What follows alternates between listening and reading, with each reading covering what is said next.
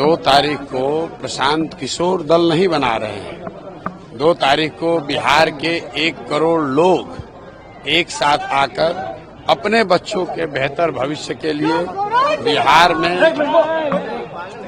लालू, नीतीश और भाजपा के जो पिछले 30 साल का जो राज रहा है उससे मुक्ति के लिए, अपने बच्चों के पढ़ाई के लिए, उनके रोजगार के लिए, पलायन को रोकने के लिए, एक बेहतर भविष्य के लिए बिहार के लोग मिलकर ये दल बना रहे हैं।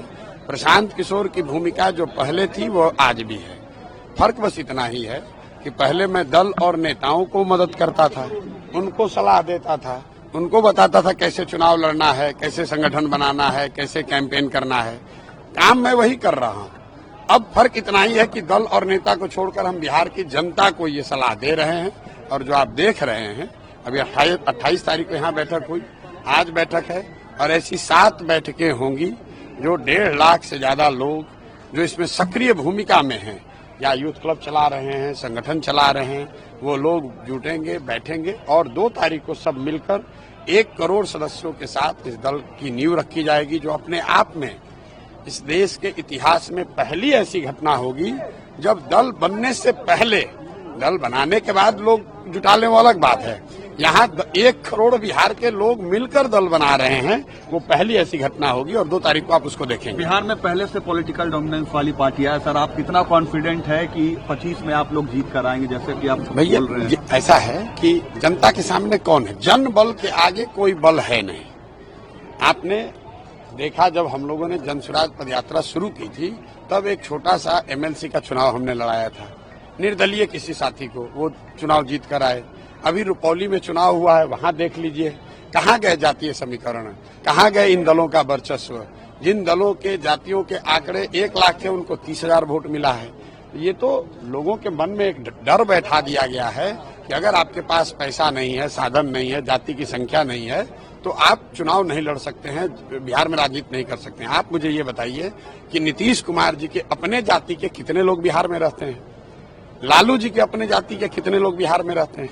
और उन जातियों के भी सारे लोग उनके साथ नहीं हैं, फिर भी वो लोग 30 साल से शासन कर रहे हैं। तो ये एकदम भ्रम मत पालिए।